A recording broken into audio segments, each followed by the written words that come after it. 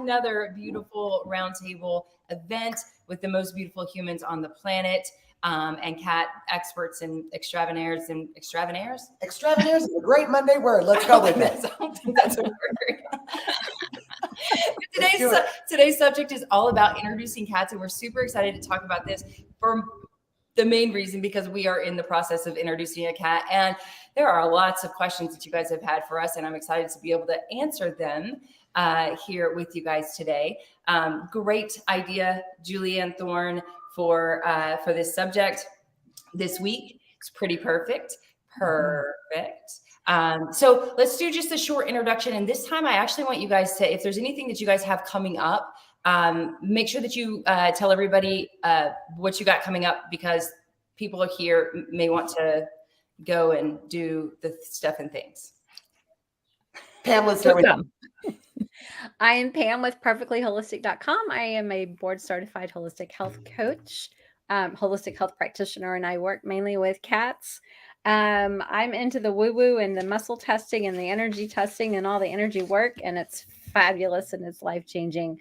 I'm actually doing a radio show tonight, and it's all about a deep dive on feline hyperesthesia syndrome. And it's what I have learned over the last year or so of working on countless cats with FHS symptoms. So it's an energetic perspective on what I've observed, what causes, what's resonating, as you know, they're all exposed to certain different things, but there's a lot of similarities. And so it will be a deep dive discussion into all of that, and pointing people in the direction to find things that they can do to resolve that naturally.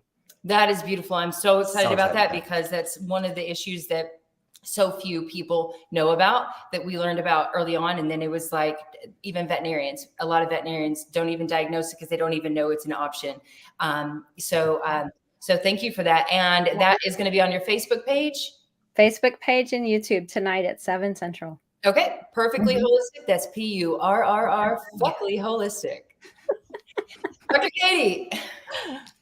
I'm Dr. Katie Woodley, holistic integrative veterinarian. I treat both dogs and cats. However, I have a special place in my heart for those kitty cats. So I help people uncover the root cause of their pets' health issues that's keeping you stuck and going to the vet clinic over and over for the same problems. So using fresh food diets, how to transition, using herbal medicine, essential oils, and other natural remedies. And emotional health is a key component also, which I love, the energetic work side of things. So teaching pet parents how to be confident and supported and guided, so that way you're not just stuck in that vicious cycle of treating only symptoms, so you can actually get true healing. So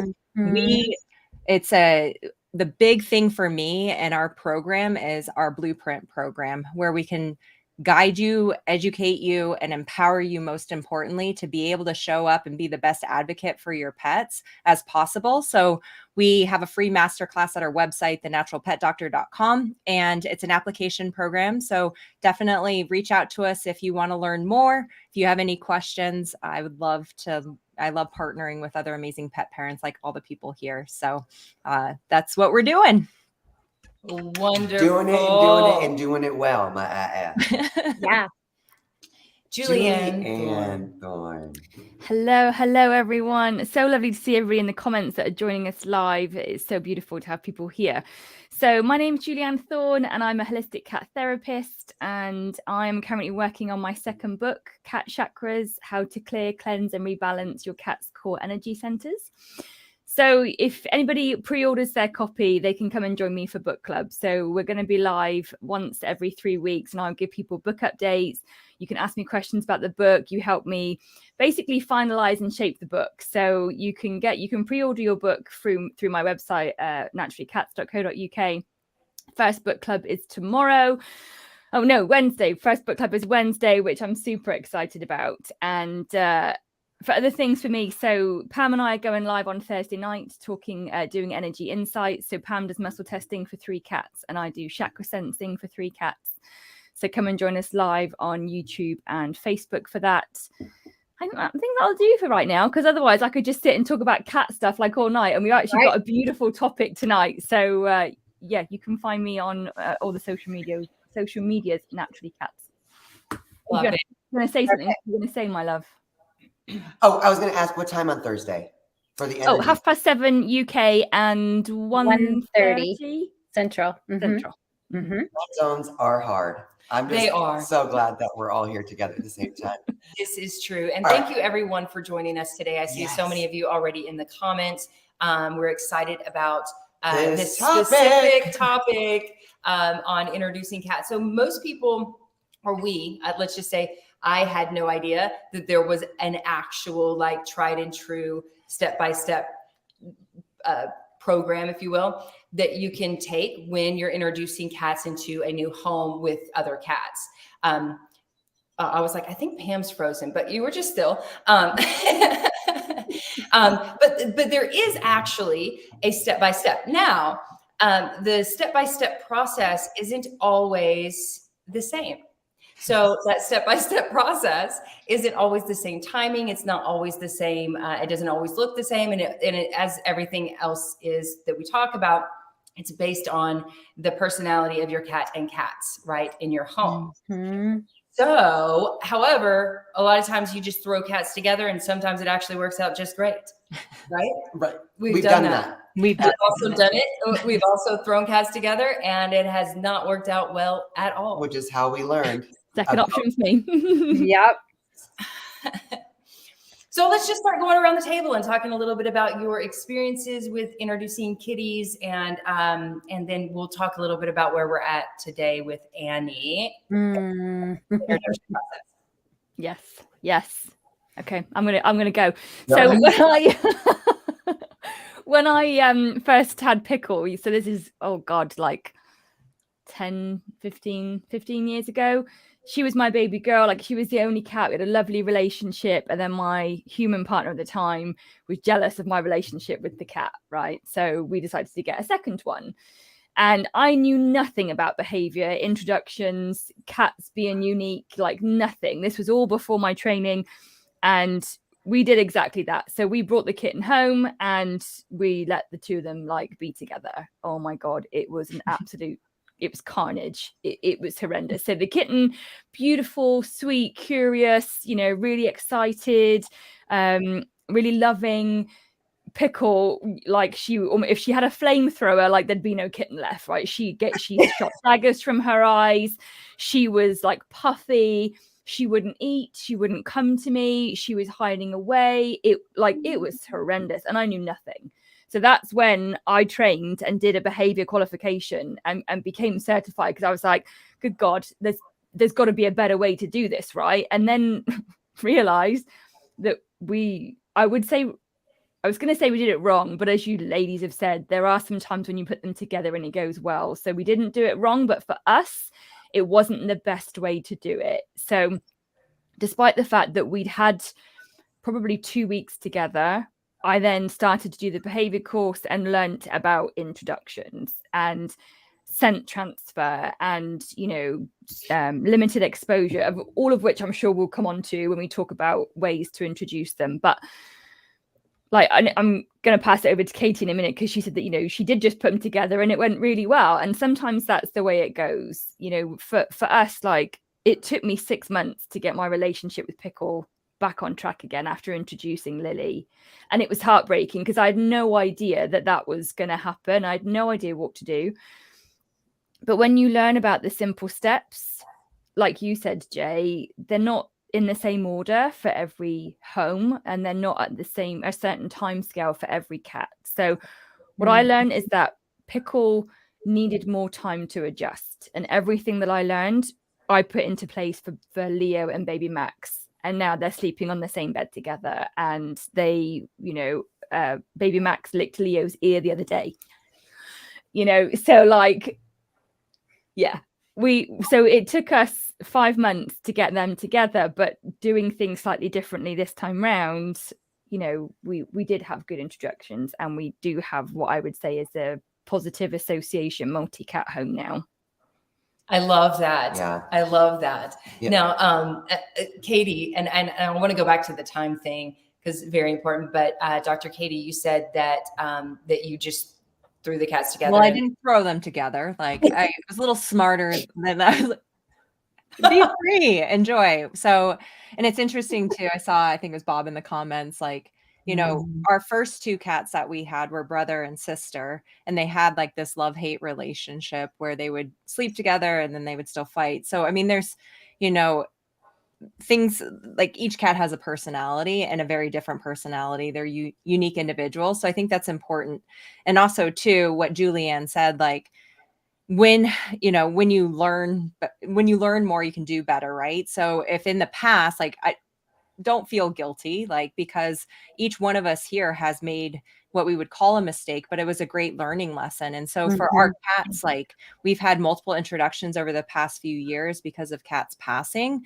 And so I would say that I've probably gotten a little bit lucky with the way I introduced, because I didn't just put them immediately together. We put them in a separate room for each time. And so, like, for Kiwi, our senior cat, when her brother passed, she was very playful. So we thought she'd enjoy a kitten, which she would tell me now, no, I wouldn't. But we did it anyways because I thought that was the best thing. And that was Moki, who is our cerebellar hypoplasia cat. He was terrified. And so he hid under the bed for the first week. I don't remember how long we kept him in a separate room, but it was probably for a good couple weeks. And then we started slowly introducing like Kiwi to him. To be honest, I didn't do scent swapping. I didn't, because it was just not something like on my radar, to be honest. And I'm a veterinarian. Like, that's, that's something where looking at better ways to do that, that's something I would do moving forward that can be really helpful. And Kiwi, the good thing is our house is really big in terms of there's space for them to run and like have like their own separate space. So Kiwi could like move away from Moki. But with Tico, the third cat that we weren't expecting, he was in my office, like tiny space. This is an outdoor cat. He wasn't neutered when we got him. And so we actually introduced him probably too quickly. But now looking at it, like, we didn't have any like aggressive fights. Poor Kiwi was a bit stressed. But looking at it now, like Kiwi and him, like all three of them were on the bed yesterday. And I was like, Brian, look, they're all together. Like, they're tolerating each other. And Kiwi will actually sit on my lap in the mornings with Tico sitting next to me. And she'll sniff him like he's, something foreign. But it's interesting just to see. And him and Moki are best friends now. So it's one of those things where 100% I didn't do it the right way. And I think this is really important for everyone here to like take these steps and implement them. But also too, looking at your individual pets also, like, there is no way I could have kept Tico in a room because my entire office would just be destroyed. It would make a great series, right? Live watching Tico destroy my office. But it was something where I felt okay to allow him the space to come out, and it worked okay for us based on the responses of the other cats. So that's kind of like my 2 cents. I know it's not 100% like the process that we're going to talk about today, but I want people to also recognize there's different ways of doing things. Knowing your own animals, implementing a lot of these tools will help get you the best results also, and keep your cat safe, not create all this undue stress that I created with Kiwi. So. Love it. What about your history with introductions, Pam? How have they gone in your home? Well, typically we've only brought in kittens. So in most cases, kittens are typically not viewed as a threat like an adult cat would, at least in our experience. So the soft heart of mine cannot stand the sound of a little baby kitten wailing because they're left alone, right? I mean, wailing. You've heard Aylin cry. Just imagine when she's like, this big. He's like, oh my God, I can't stand it. So the first night we got her, for example, we had put her in the master bathroom because we could close the doors. And she was just wailing. She was having none of it. So in the middle of the night, I put her in the we had a big like dog crate kennel. And I pulled it into the bedroom and set it right next to my bed so she could at least see me. And, like, I'm right here. But the other cats that were in the bed, they didn't get displaced. So that lasted probably about a day. And she's like, no, I want out. I want, So it was supervised. So we were always supervising her being out and about. And when we would leave, like right in, in the first couple weeks or so, we'd always put her by herself because there was still like not a lot of trust on our part. Like, I don't know what you're going to do. So we're just going to separate you until we can be visually watching them. Right. But other kittens, like I remember we brought Lily home and she slept right next to me on the first night, like under the covers, right here. She's like, nope, I'm good. Again, they were small, so I don't think that the other cats felt very threatened, which we were very, very fortunate. They've always been like the older ones would just kind of be on the perimeter of the room and just sit back and watch, and the little one may go up to them and they would maybe do a little hiss, but there was no serious aggression or anything, thankfully, because, I didn't know anything like what we know now. So it was more of just like following that intuition, like, something says I shouldn't leave you alone with them yet. So I'm just going to protect you when we're not here until I know you're fully integrated and everyone is comfortable and everyone feels safe and you're not going to get attacked or anything crazy like that. And that, I mean, literally they would integrate within days. It was fascinating to watch. That Pam, is. you're lucky, by the way. Yeah. I know, but I have never had to do that with an adult cat. I think that would be a totally different situation. It would be much harder. Yeah. So Pooh Bear, when we first introduced him, he was like 2 years old or 2.5 or something like that. And that's the one, he's, our best teacher. That's the one that, we did it as we always did whenever we found a cat, that we just like, throw them all together and let him hash it out, whatever. And it did not go well. It was blood and hair and Carnage. massive Carnage. Yes, carnage. It was massive fighting. And so that's when we learned that there is a proper introduction process that we didn't come up with, but other, those that came before us, those beautiful behaviorists came up with that helps the process. And then once we went through that process, it took 6 months. No, maybe longer. Longer than 6 months, over 6 months to get him acclimated into the home properly and where they were fighting. And that was the beginning of like, okay, We have to figure out how to do different way this. now. Fast forward, other than Annie now, the last two, fast forward to where we introduced Friday and Zorro. They were kittens, but they were sibling sets. So they were both, in their same safe space together, but they had each other. And then there was Jack and Madison, same thing, sibling set. They had each other. So it wasn't as difficult as, like you said, Pam, it is really hard for us to like leave her in her room by herself. We're swapping out. One of us sleeps with her every night. It's like, it's really hard to leave her in the room by herself when you can tell that when she cries, right. And she has the cutest is what she sounds like. It's like a double meow. It's so cute. Oh, so sweet. It's so cute. There's a reel right there. But yeah. And I think, maybe we just start going through the process. Yeah, let's talk about the steps. Let's talk because about I the feel steps. like, There's a lot of people. there's a lot of, I think the first step that we didn't do with Pooh Bear, we kind of did, but for a very brief time, was we prepared a safe space. Right. And so anytime that we have a chance to adopt a kitten or a cat that has some of their own stuff like blankets or beds or stuff like that, it's great when you already have that stuff. You can kind of move it into the new space, a small room. We're blessed to have a guest room. He had a roommate when she came a couple of weeks ago.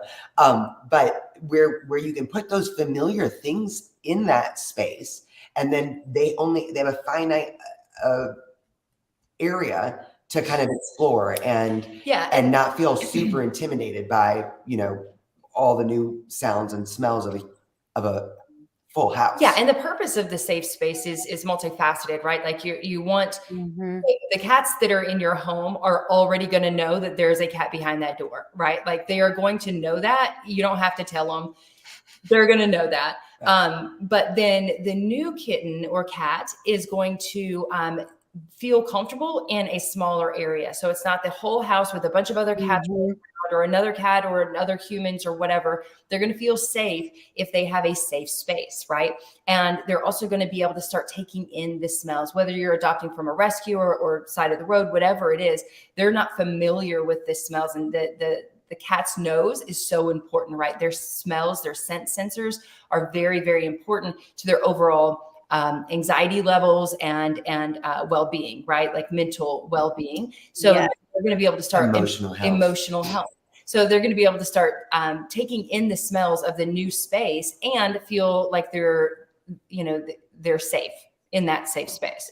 The point of the safe space as well, it's about their territory. So like, cats are territorial. So just like you said, Jay, to their emotional and mental health, it's key for them to have a space where they feel safe, and that is defined territory. So that one room or whatever space you can create that is contained, like, it's going to make them feel safe and allow them to decompress from coming from the rescue center, from being taken off the side of the road, coming from the breeder house, whatever it may be, to adapt to change. So, we have to remember cats, most cats are neophobic. They don't react well to change. So we've got to give them the space to feel safe, because if they don't have that, that's where you start to see a lot of like behavioral reactions. Like people have popped in the comments, what do you do after cats have had a fight and then, they're not getting on again. And again, the cats don't feel safe, whatever the circumstance may be. So that contained space is really important for the new cat to feel established and to feel safe. And when you've got that and they're settled, whether that's a day or a week, then you can go on to the next step, right? Yeah, no, I do want to say there's an important point at the end of the step number 1 that we don't want to take steps forward especially if you're rescuing them from the side of the road. We do want to check their health, right? We want to get them in and make sure that they are not carrying some disease or something that if we, start moving into the other steps, they can be not contaminating. They could Contagious. it could contagious they can be contaminating the other cats. I am so good with words. It could be, infectious. Yeah. Yes, thank you. To the other cats in your home. So we do want to make sure that they feel that they're healthy. And then also we don't want to move to the next step until, like you said, Julianne, that they are comfortable, that they are like, okay, now I feel good and safe. And also our other cats as well. I mean, I think it's fascinating to watch how they respond, how, what their reaction is to there being somebody's door, just, are they curious? Are they stressed out? Paying attention to those things as soon as you bring them in, it's a fascinating thing. And it helps, the more that we know our cats' personalities, it helps have that amount of time that maybe some of the other cats will need, and attention, reassurance, whatever it is. Because Julianne, like you said, that territorial thing, it's not always, 1 week in the safe space and then we're off to the races. You're really paying attention, not just to how secure the newbie is starting to feel in their environment, but also how everyone else is responding to the dynamic. Well. Yeah. And I will say Pooh Bear and Twist, when we brought in the kittens, even though they were kittens and technically not a threat, the older cats, they were definitely a threat to our older cats in our home at that time. Now we have, much younger kitties. And so this is going a lot faster, actually, even though everybody's like, why is she still in quarantine? Why did you let her out? It's still like, it's going a whole lot faster than it did prior because of the cats, the resident cats. Yes. So number 1 is the safe space. Did we miss anything on that? Yeah. Pam, Dr. Katie? No. And I think too, the vet visit. Oh, the vet safe visit. space and vet visit is really, really important. Yeah. So, I think that's key, because you don't want to give parasites, infections, anything else to the other cats. Yeah. And it doesn't mean, here's the other piece to that too. So let's say like Annie or like Tico, when we brought him in, we did the vet visit just to test, for infectious diseases, brought a stool sample in. It doesn't mean if there's something going on that you have to get rid of them either. I think that's a key component also. There's so many different ways that we can support their immune health. We've talked a lot about this like the past few years, right? Like the natural remedies. So I think that's another key component too, because I think there might be some fear taking this cat in that they rescued and they're already like emotionally attached to, that if something's wrong, I have to take them back or, so keep that in mind also. There's a lot of ways to naturally support a cat who is maybe having some like immune compromise, like disease or something like that. It doesn't mean you have to give them away. Yeah, very, very good point. That's Jack and Madison, when they came in, they actually had calicivirus.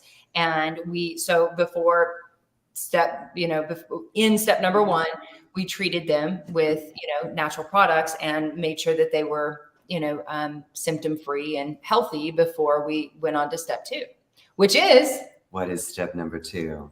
So the scent swapping. Yeah. This is where it's really exciting to watch how your cats react. When in that safe space, hopefully the kitten has either you create some of their own favorite things or they already have some that come with them from the shelter or wherever.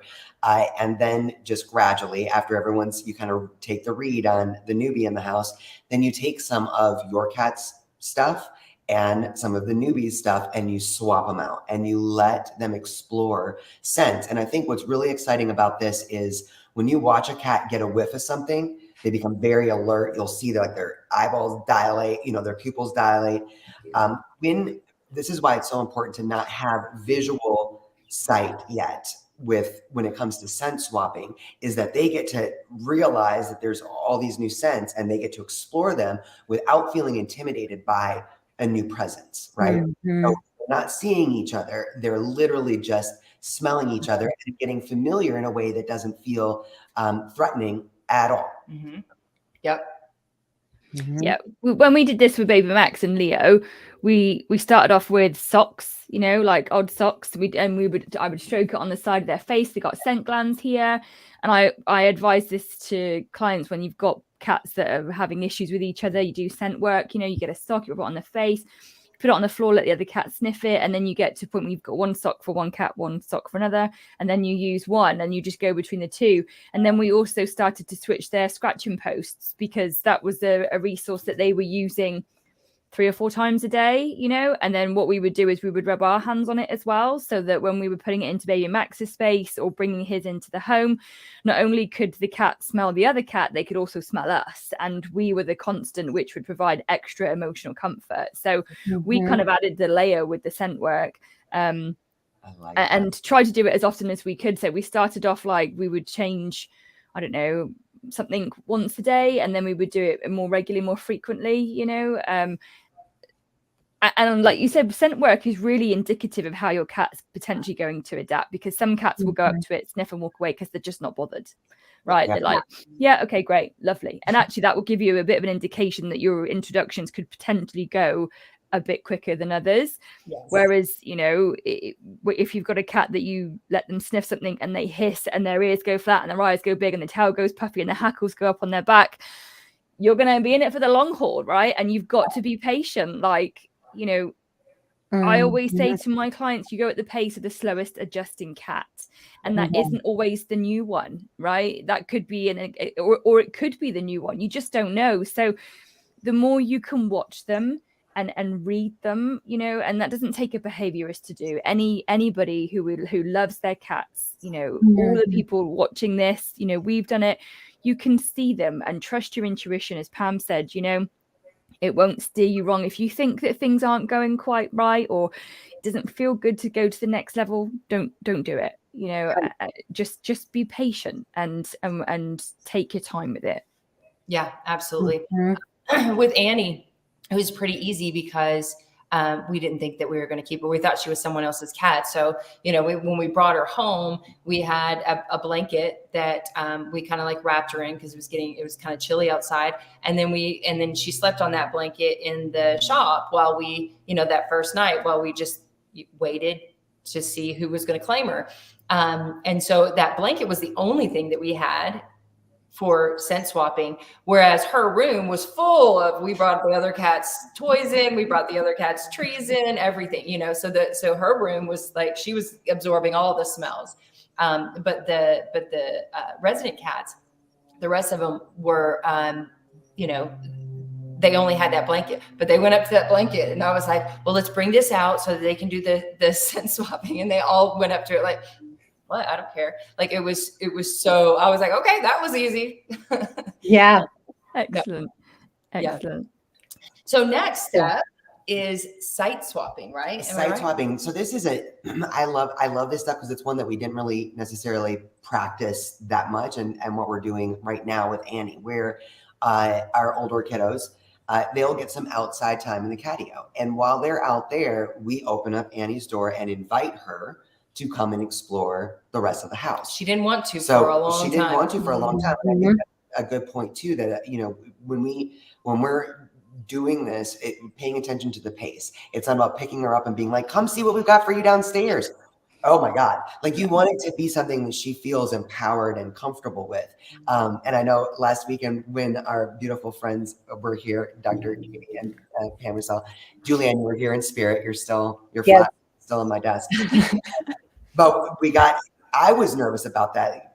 You can both attest to this because I was feeling like this is a very exciting time. It's only been 2 weeks. We've done some of that site swapping without the other babies around, but now we kind of I felt like we were kind of going too fast is what she thought, right. that we were going too fast. But I think the site swapping the site swapping basically, peeps, is where they can see each other, but they can't touch each other. Right. No, wait. Yes. Step before is the site swapping where you let the new cat kind of explore what they'd like to outside without the other cats around. If that's possible. If that's possible. And then let the resident cats explore her space. Right. Yeah. Right. And then the site visits, I guess, is the next one. Yeah. The site visits where we have some type of a barrier. Guys, Amazon makes these awesome like mesh doors. Sells it. I don't know if you guys or they don't make it. They sell it. Or you can get it on Amazon. But it's every other time that we've done this, we've used baby gates. Okay. Mm-hmm. Horrible because you try to stack them and then they fall and the kittens jump up and they fall on them. And it hasn't been the best in our experience, at least. It's very different. This is fantastic. So like to where now we want them to be able to see each other, but not necessarily touch each other. So that they are aware of, they've got their sense, they know that they're there, they're all feeling comfortable, and then they can see each other and be like, oh, what do you look like? And that's the next step, which is super important. I don't know all the reasons why it's important, but I guess it's kind of common sense-ish. Thoughts? No, I have never seen that mesh door before. Yeah, it's amazing. I have to get me one. It's amazing. That was so cool. I know. Can't remember. Hey, Grant, I know you probably put it up, but how hard is it to put up? It's easy. It's easy. It's really adhesive. easy. Yeah, it's adhesive. Oh, it was Lindsay that told us about it. No, it was Vicky. It was our OG VIP told us about it last time with Jack and Madison. She said they make temporary screen doors. And I was like, I was picturing, I didn't even look it up then. I was picturing that you'd have to take off the door and install a door. And I was like, we're not going to do that. And so I looked it up and I was like, oh my God. And it had raving reviews and it's strong. If you guys have seen our story, it's strong. So it's not like a mosquito door or net guard. It is like literally like your story from yesterday, Jack bouncing off of it, running and bouncing. And they're both like climbing up it. And it's an incredible little like super easy to get in and out of too. So yeah. Down when you want to use the regular door. It's fantastic, but it really is an amazing step. The site swapping, a visual site. So that, and you get to see how they really respond to each other. And like you said, Katie, Jack and Annie. So Jack is our 3-year-old little boy. He is so excited to play with this little girl, and she's so excited to play. They just trill at each other, and he goes running down the stairs, and they'll come running back up, and he'll like back kick the screen, and she comes running up. It's adorable, but it's wonderful too because it's not overwhelming, right? Mm-hmm. It's not where Jack is constantly using furniture and walls and his brakes. So he's always busting his own face. So, know how he's gonna, it might be a little much if he were to really just come flying up the stairs and pounce on her. That could maybe scare her, but they're getting each other. All, what is going on up there? They're playing. So one of the reasons why we do that step is because it's helpful in terms of desensitization and acceptance at the same time. So, the cat's gone from, oh my God, there's an intruder in my space. I feel threatened. My territory is under attack. Regardless of how chilled out they are, that is the natural response for them.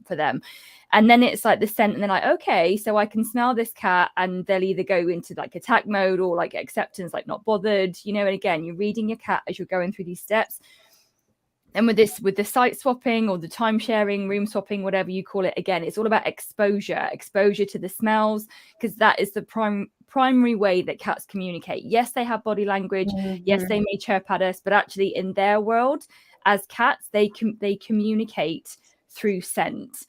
So when you are moving it up to the next stage and having this kind of door exposure, whether it's a beautiful net thing that you guys have got, or if some people have got baby gates that hopefully don't fall on the cats. Oh my God, you made my heart stop when you said that. Or as it might be that you have the door open slightly, so that they can see each other, they can nose to nose, they can put the paws around.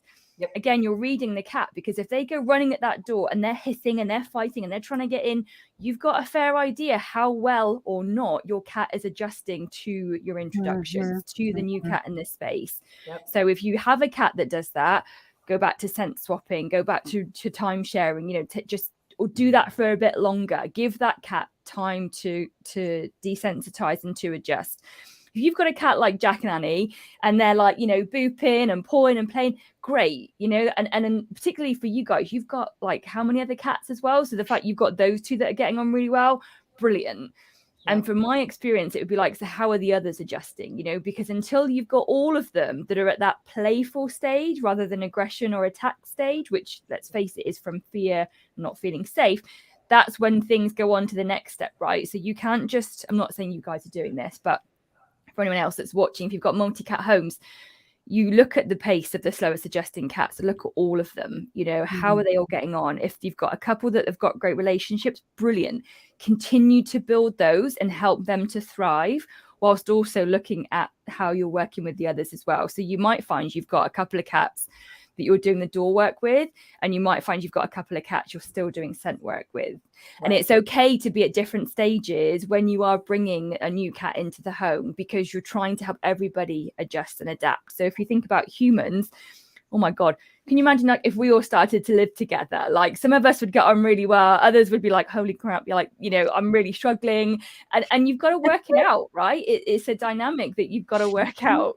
So the door work is really important, and it gives you more information. It's brilliant. So do it as best you can, whether that's a baby gate with the nets, or even just having the door open a little bit and see what happens. So you've got that element where they're interacting, and then the next step, in my experience, would be food around that stage. But I'd be interested to know what you guys do next. Well, that's the next step that we but I do want to say that's a very good tip, and I want to reiterate that, as far as if this next step that you're taking, whatever next step that is, isn't working, then just go back. So that's that's a lot of people's problem, is that they don't take the steps backwards. They just continue to go forward, even though it's not going very well. They'll just continue to go through those steps. So that's a very good tip. Pushing them forward, encouraging, you know what I mean?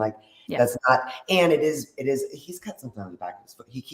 Zorro keeps walking by and he keeps kicking his little leg. I'm telling you guys, life is like this with Adrian. Yeah. She's always distracted by the My cats, bad. Always. My bad. But it's also about the door work. Honestly, if we would had an issue with Madison feeling avoiding or being upset, or if there was a big issue, the door would then be closed again, and we go back to everyone just kind of adjusting again. So it is about paying attention to everyone in the home. Yeah. Sometimes it's very easy to be like, oh my God, Jack and Annie are so cute together.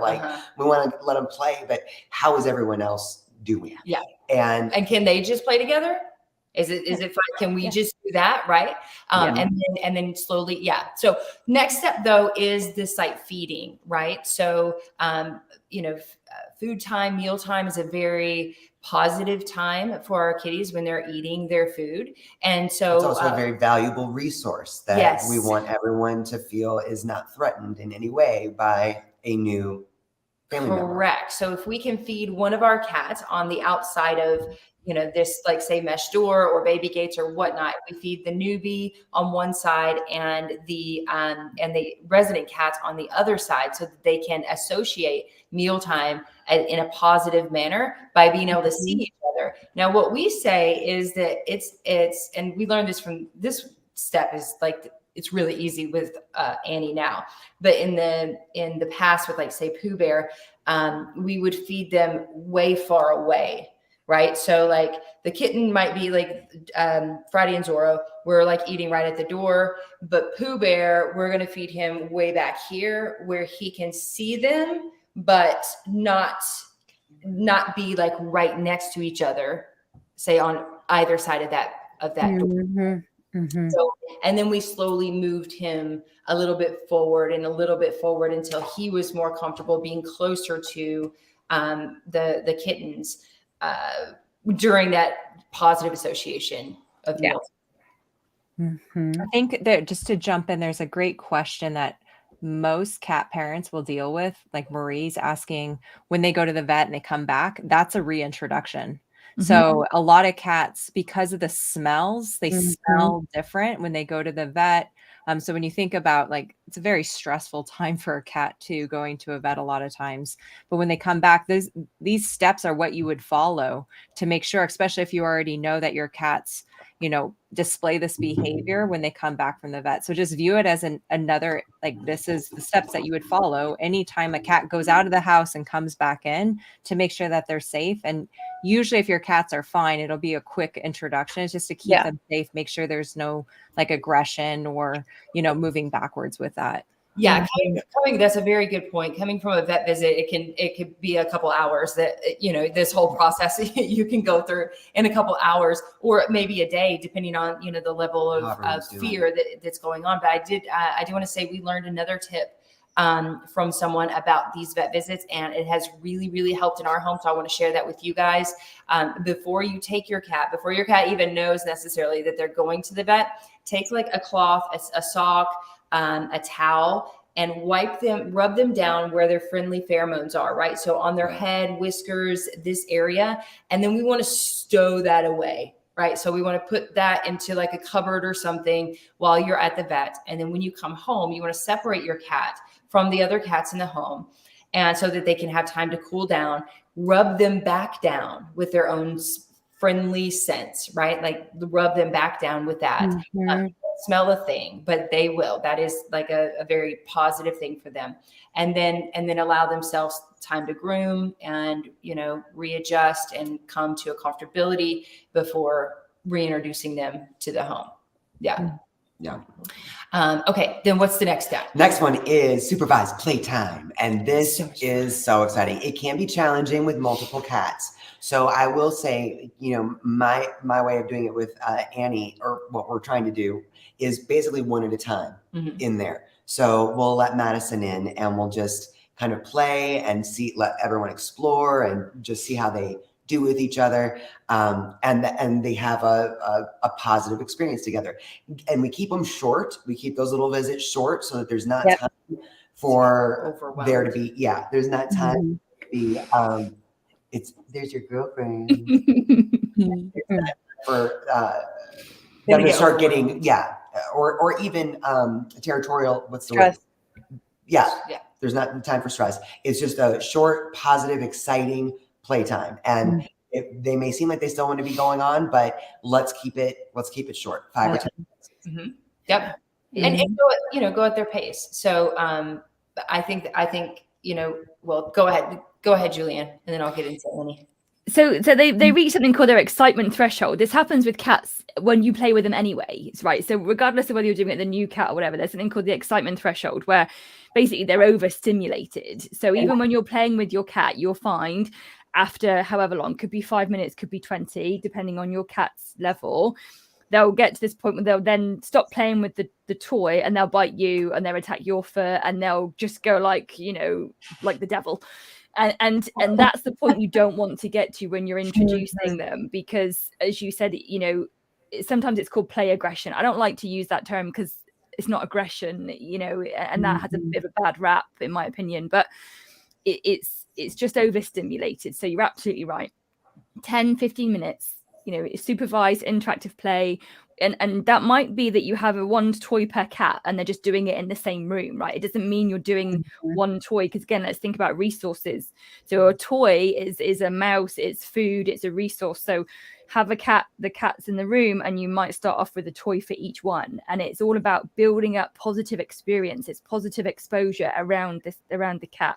And then the next time, you know, if that goes well, use one toy, and you know, you're doing it between them, you know. But again, short, sharp, you know, occurrences, because again, it gives you such a high chance of having a positive interaction.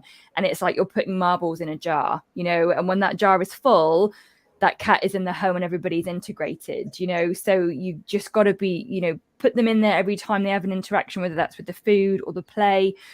But like you said, short instances will give you the most chance of it being successful. Yeah.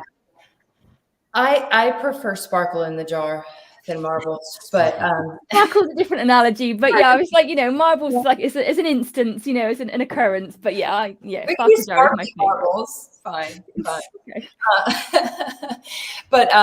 But yeah, so then we get to, you know, and this is basically where we're at with Annie now. For everyone that's asking us, she is in the process of the supervised playtimes, and we've done the one-on-one with each cat. And we continue to do that because, you know, some are adjusting faster than the others. There has not been any of the, you know, scary hissing or fighting or anything like that. This is going very well. But then we're also letting her out into the house, which I guess would be the next step, the supervised outside time. So she's coming out and playing. Oh my gosh, guys, we didn't have our phones on us. But she came out one night. I don't remember what night that was. And I wish that we would have filmed it, because every one of the cats, and our energy was really great at that point too. But she came out, she came downstairs, she started exploring the house.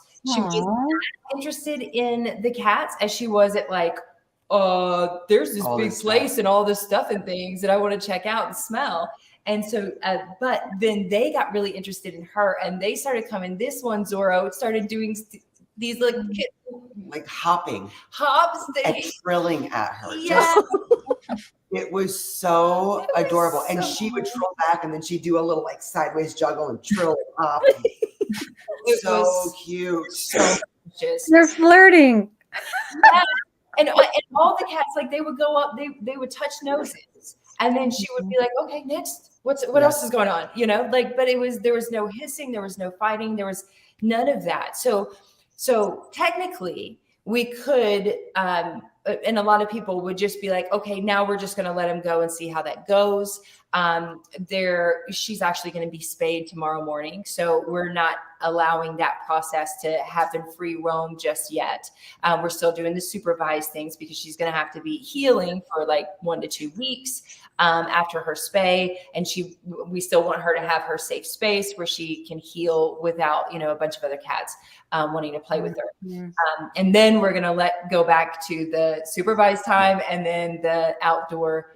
Preferably, I mean, in my opinion, the way that we're going to do it, I think, is we'll let her out once we feel comfortable that we don't have to necessarily have eyes on her at all times. We'll let her out to play with them during the day, but still put her away in the evening so she still has her safe space and safe room where she feels good until she wants to come out. Last night, we tried the same thing. We grabbed our phones and we were going to record it. And she didn't want to come out of her room, mainly because all the cats wanted to go into her room. All cats but Madison. All but Madison wanted to go into her room. So she just stayed in her room and played with them and supervised. What are you doing? Why are you up in my closet? Why are you under my bed? What are you doing? But she did get time with all of them in a small space. And we limited that to about 15 minutes as well, because it was her space. It was a lot. Yeah. That's awesome. Yeah. It's great to hear you're going to give her a couple more weeks after she's had her spay tomorrow, because, you know, her scent will change after Yeah. she had the operation. Yeah. So, you know, it's going to be interesting to see how the cats react to that. So not only is she just going to go to the vets and like you said, do the work you mentioned there, her physical body will be different. So her scent will change, you know, so it's interesting to monitor how the cats react to that. I don't know, Katie, if you've got any thoughts about that with regards to, like, you know, what's going to obviously happen to her physical body and stuff, how that'll impact her. Yeah, I mean, essentially your hormones are going to change. This is something like with Tico. I mean, we brought in an unneutered male cat into this household, and when you do neuter them or spay them, you are removing the source of hormones. Obviously, I don't feel like you're going to see a lot of potentially behavior changes from her, to be honest, like seeing her personality and all of that, but she will smell different. So it's definitely, for the other cats, I would say it's going to be the bigger adjustment for them, because it's like she left smelling one way and now she comes back completely, I wouldn't say completely different, but you're going to go through that same process again and give her that space to rest and to heal, and then just reintroduce them exactly like you're doing. So, it's very common when you find, or you rescue an animal and they didn't go to the shelter, like you're going to have to go through that process where you may have to spay or neuter them. So once again, any of those transitions are going to be treated exactly with these steps that you guys are talking about. And you don't want to rush it, especially too, healing a spay surgery.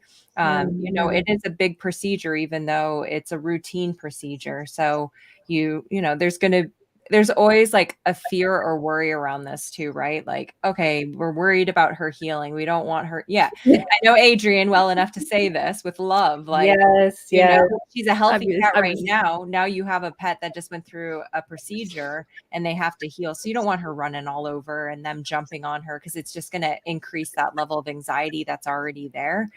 So just, go slow. You're going to have her for the rest of her life. So, there's no rush. Which is going to be like 30 years at least. So 40, I'm thinking, yeah. 40? How about 50? Longest cat ever. I mean, I think it's really important for us, all of us, if we're inviting a new family member in, that step, what you just said, Dr. Katie, of let's look at it for the long term. It's exciting, and we know our cats are excited. Most of them are.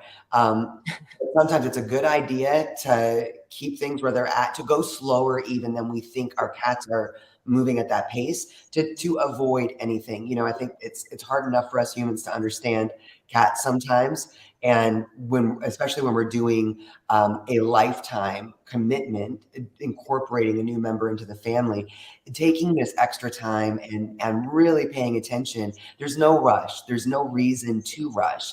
And I feel like it's not about waiting 6 months, although we have done that in the past, but it's really just about paying attention and making sure everyone in the family is feeling affirmed and secure, right, and ready for a total integration. And I also want to say it's also based on your schedule, right? Like we have really busy schedules. So we all of these little steps that we take have to happen when we're available for these things to happen, right? So we can't just we can't rush it, right? So we have to do it based on their pace, but also based on our schedule. And I want to say that it's also very important. Pam can speak to this because she can do it really fast, but our energy is so important when it comes to this. And I coach people all the time when it comes to these steps. I say, you have to be confident in this process. You have to feel confident. You have to feel peaceful about this whole process. That's one of the missing steps that aren't listed in the proper steps. We should add that. Yeah, I did in the new one. But staying confident and staying positive and keeping your energy in check during this process is going to make it go much smoother and much faster as well for all the cats involved. It's going to help older cats adjust faster. It's going to help the newbie adjust faster. It's going to help the whole situation. Pam, any pro tips on how to do that, especially since you've been here in our home while I'm like, I think we're good. Let's put her back in her room, please. Any pro tips for me and anyone else here who may have?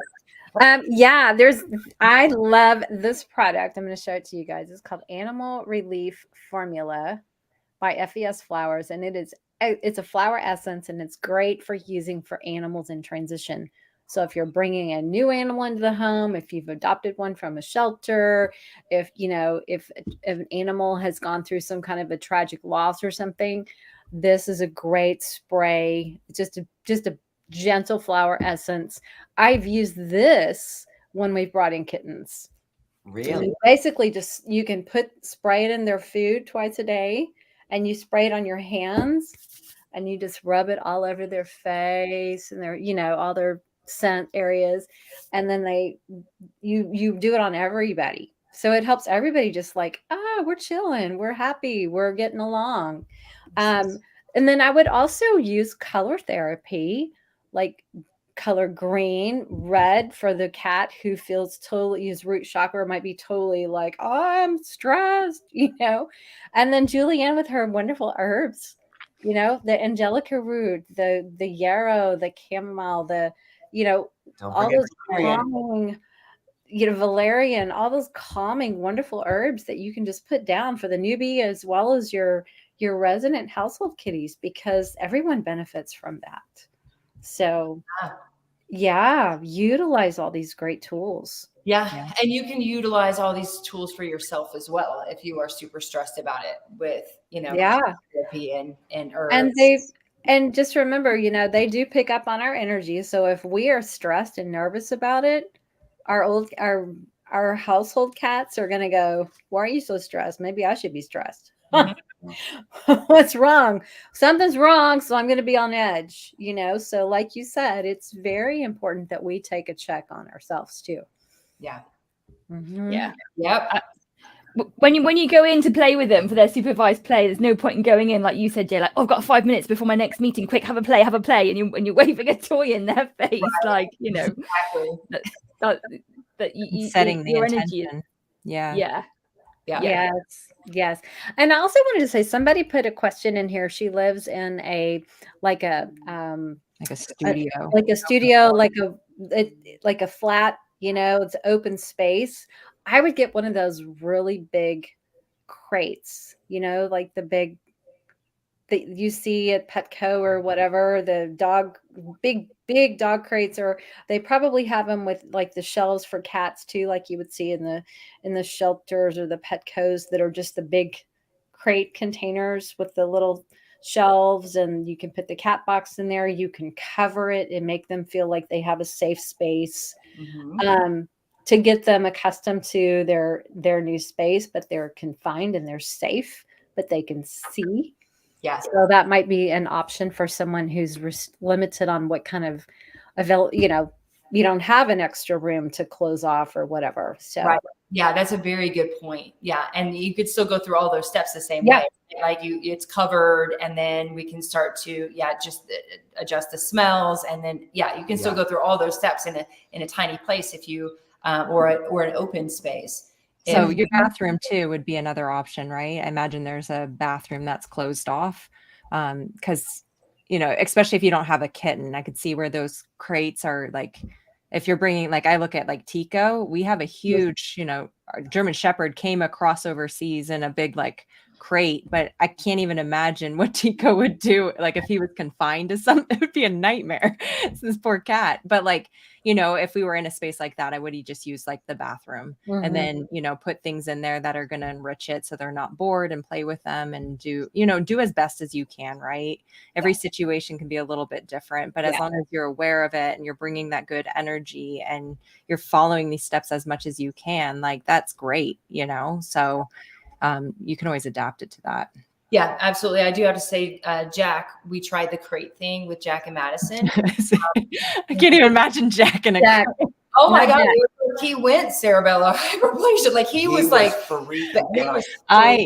there's no way. Even Moki as a kitten, I would just see him, he'd be paralyzed with fear. Like, he needed that separate room. He needed at first I was like, this bed was a bad idea, but he actually like felt so safe, like being able to hide under the bed and like get used to it. And so, one of the things that we probably did right out of all the things we did wrong, like being able to open that door and sit there.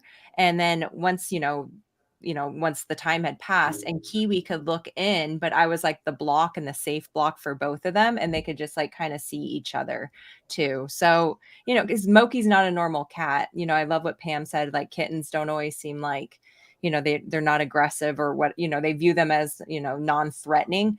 Not for Kiwi. Like Moki too, he doesn't move like a normal cat. So she's like, there's this new thing, and now he's weird, and he's like bobbling his head and walking all weird, and like he moves fast and falls over, and what is this? So it's just each situation is so different. But yeah, these are great tips. I mean, I love learning from you ladies too, which is great in your experiences.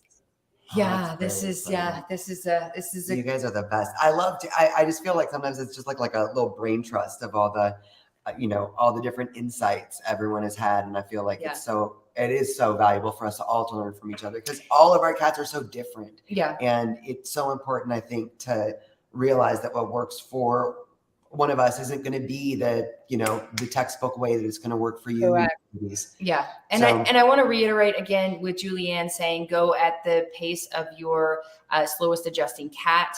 That is very important. We also want to make sure, a couple of extra tips. We also want to make sure that the amount that we're spending with the new cat is equal to the amount that we are spending with our current cats, because they see a new cat here, or they know that there's a new cat here, and you're devoting all your time to the new cat, then they're going to feel a little left behind, and probably be a little bit more territorial about this newbie that's getting all of your attention. For example, we thought we might both try sleeping in the same room with Annie on Saturday night. And Jack broke in. Jack broke in within, right? Because our other cats are like, what the hell? I try to do everything the same with the nighttime routine and all the same stuff, and everyone was kind of settled in. But the minute we disappeared behind that door, they're like, oh, hell no. Hell no. Jack opened the door, jumped up, opened the door, came through, and was like, what's up, bitches? Like, so, one of you get your ass back in our bed. You're gonna sleep with me tonight. Yeah. That's right.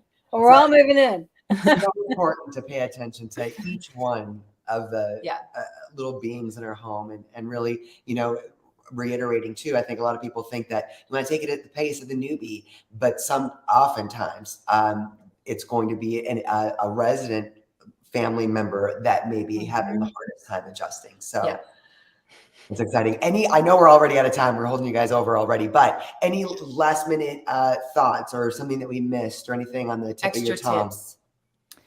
Yes, two things from me. So if you are struggling and you don't feel like you're making progress, or that it's not going well, go back a step, right? Go back a step, if not two, take it back. It doesn't matter how far you've come, how long you've been doing it. If it's not going well, take a step back. It's not bad. It's not wrong. It's just your journey and what you need to do. And the other thing someone mentioned about Feliway and catnip. So you and Pam mentioned about herbs. So use these things to support them. I wouldn't advise catnip, because some cats it can be excitatory, so you're gonna add energy into the mix, and that might not be a good thing. So I would stick to the calming herbs. So as Pam said, angelica root, rose, chamomile, and valerian. I would just stick to those for with the current cats, and the new one, it gives them a chance to deal with any emotions that they can't express, they can't get out, they can't deal with. It's just a bit of an extra tool to give them support in this stage of transition.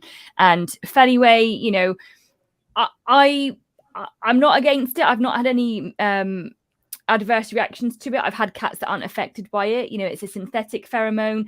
Not every cat's going to be affected by it, but it does help some. So in my experience, and I'd love to just quickly see what others think, use it if you feel drawn to. It's not a miracle cure. It does not replace the behavior work and the emotional support and the mental stimulation that you need to bring to everyone. So it's like a complementary thing to do alongside all of the stuff that we've talked about.